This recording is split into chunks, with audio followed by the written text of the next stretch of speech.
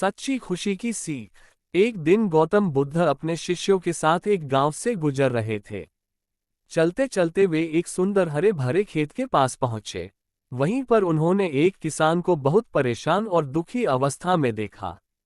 किसान अपने सिर पर हाथ रखे बैठा था, उसकी आंखों में आंसू थे और वह गहरी चिंता में डूबा हुआ था। बुद्ध ने किसान के पास जाकर विनम्रता से पूछा, भाई तुम्हें क्या हुआ? तुम इतने दुखी क्यों हो? किसान ने दुखी स्वर में कहा, महात्मा, मेरी सारी गायें कहीं खो गई हैं। वे ही मेरे परिवार के भरण पोषण का साधन थीं।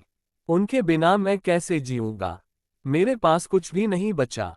किसान की आंखों में दुख साफ झलक रहा था।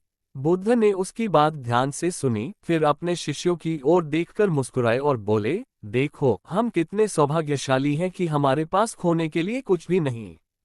किसान ये सुनकर चौंक गया और आश्चर्य से पूछा, महात्मा, आपके पास कुछ भी नहीं है, फिर भी आप खुश कैसे रह सकते हैं?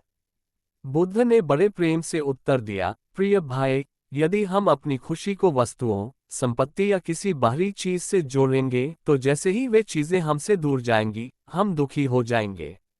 असली सुख इन चीजों में नहीं, बल्कि अपने मन की शांति में है। जब हम किसी चीज से बहुत अधिक लगाव रखते हैं तो हम उसके खोने के डर में जीते हैं। लेकिन जब हम अपने भीतर के आनंद को पहचान लेते हैं तो हमें किसी भी बाहरी चीज की आवश्यकता नहीं होती।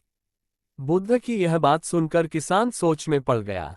उसे पहली बार यह एहसास हुआ कि उसका दुख केवल उसकी गाय खोने से नहीं था, बल्कि वह उनसे इतना जुड़ा हुआ था कि उनके बिना जीने की कल्पना भी नहीं कर सकता था। उसने सिर झुका लिया और गहरी सांस ली। कुछ देर चुप रहने के बाद किसान बोला, महात्मा, आपकी बातों ने मेरी आंखें खोल दी।